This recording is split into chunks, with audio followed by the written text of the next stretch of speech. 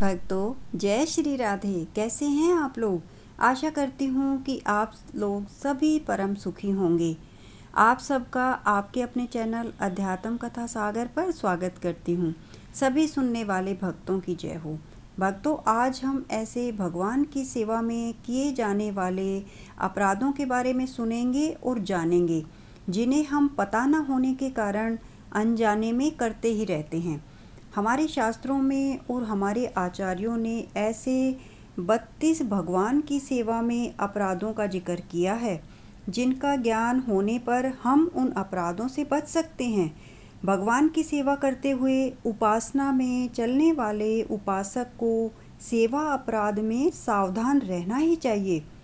सबसे पहला है, हम जब भी मंदिर में अपने आराध्य की सेवा करने दर्शन करने जाएं, तो पादुका पहनकर ना जाएं, नंगे पैर ही जाएं।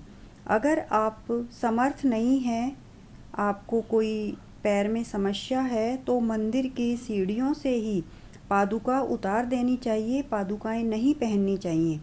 पादुका उतारकर सीढ़ियों पर माथा टेक कर ही जाना चाहिए। पादुका पहनकर जाने से अपराध लगता है। प्रभु के आराध्य के जो उत्सव आते हैं, जैसे कृष्ण जन्माष्टमी, राधा अष्टमी और अनेक ऐसे उत्सव आते हैं, जिनको हमें उत्सव के साथ मनाना चाहिए, उल्लास के साथ मनाना चाहिए। नाम कीर्तन, प्रभु की लीला का गुणगान करना चाहिए। अगर हम ऐसे नहीं मनाते हैं तो वो भी एक अपराध की श्रेणी में ही आता है।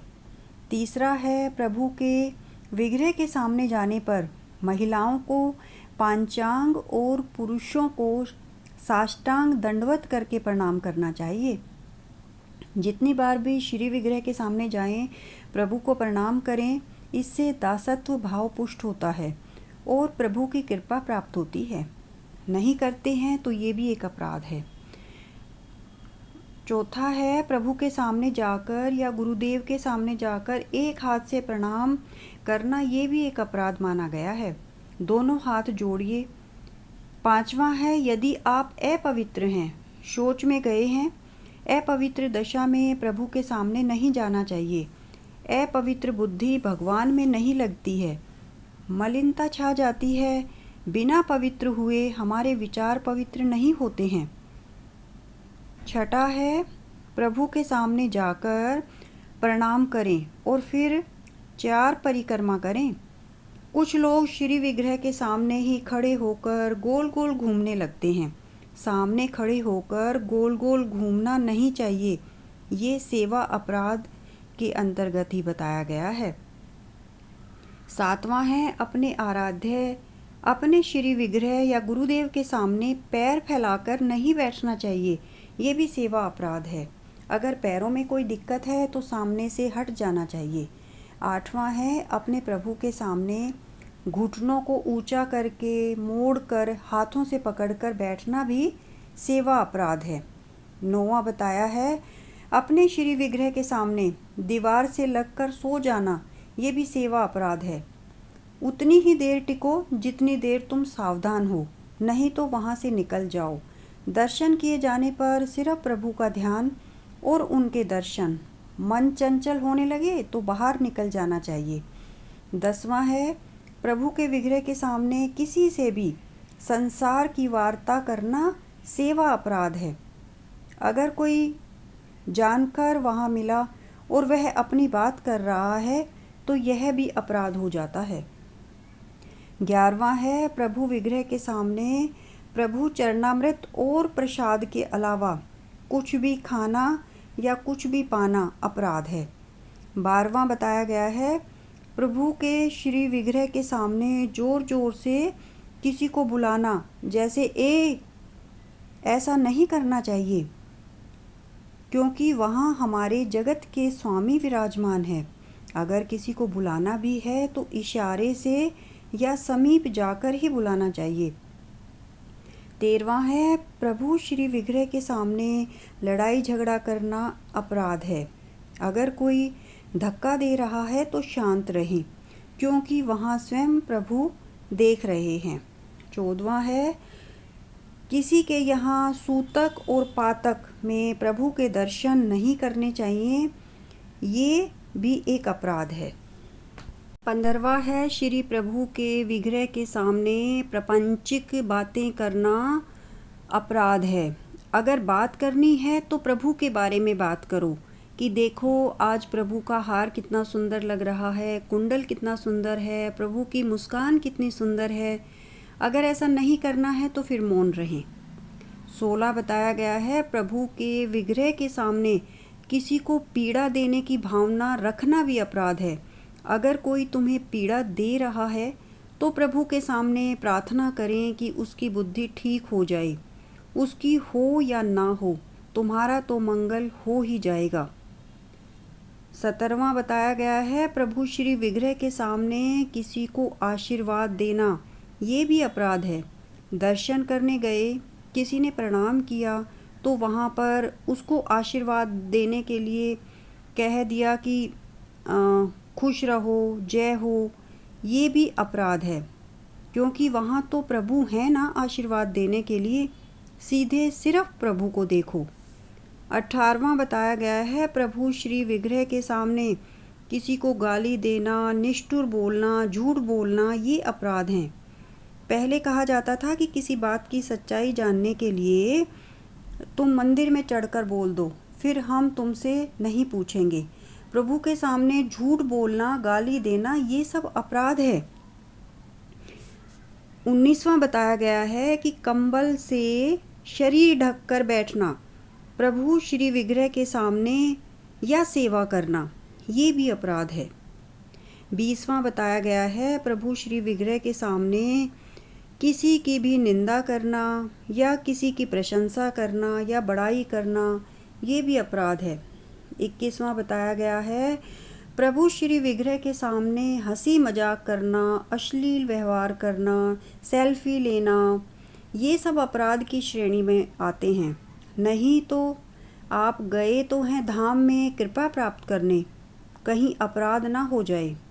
22वां बताया गया है अगर आप सामर्थ्यवान हैं और प्रभु की सेवा करते समय साधारण चीज़ों से सेवा करते हो, जैसे भगवान को भोग मिश्री का लगाते हैं और स्वयं पकवान खा रहे हो, तो ये भी अपराध है।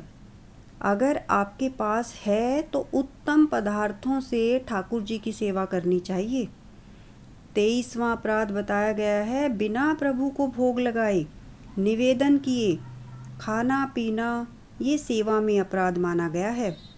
सुंदर वस्तु घर में आई है और आपने खा ली और फिर कह दिया कि भगवान को भोग लगा दो, ये सेवा में अपराध है। सबसे पहले भगवान को अर्पित करना है। 24वां है प्रभु श्री विग्रह के सामने पीठ करके बैठना या खड़े होना, ये भी अपराध है, ऐसा नहीं करना चाहिए। 25वां बताया गया है मौसम और ऋतु के अनुकूल ही सेवा होनी चाहिए। ठाकुर जी को सर्दी में गर्म जल से स्नान कराना, गर्म कपड़े पहनाना, ऋतु के फल भगवान को अर्पित करना, ये सब सेवा के अंतर्गत आते हैं। 26वां सेवा अपराध है अपनों के लिए अच्छी क्वालिटी का सामान लेना और श्री प्रभु के लिए घटिया क्वालिटी का सामान लेना, ये भी सेवा अपराध के अंतर्गत ही आता है। 27वां है अपने मुख से अपनी प्रशंसा करना, सेवा अपराध है। किसी की निंदा करना घोर अपराध है। निंदा करने पर उसके सारे पाप अपने सिर पर आ जाते हैं। निंदा सुनने वाले को भी समान दंड मिलता है। इसी तरह से अगर कोई भगवत मार्ग में जाने के लिए आपको प्रेरित करता है तो प्रेरक को भी उतना ही पुण्य मिलता है जितना भगवत सेवा करने वाले को मिलता है। 28वां बताया है अंधेरे में श्री विग्रह को रखना, ये भी अपराध है। श्री विग्रह के यहाँ प्रकाश अवश्य ही होना चाहिए। 29वां बताया गया है रजस्वला महिला 3 दिन तक भगवत सेवा में किसी भी वस्तु को स्पर्श ना करे, ये भी अपराध माना गया है। 30वां बताया है शव यात्रा में जाने के बाद स्नान करें, वस्त्रों को धोएं, बिना धोए वस्त्रों के प्रभु की सेवा में नहीं जाना चाहिए। 31वां बताया है प्रभु की सेवा करते समय, जैसे नहलाते समय, खिलाते समय, उस समय किसी से बातचीत करना, बोलना, ये भी सेवा अपराध माना गया है।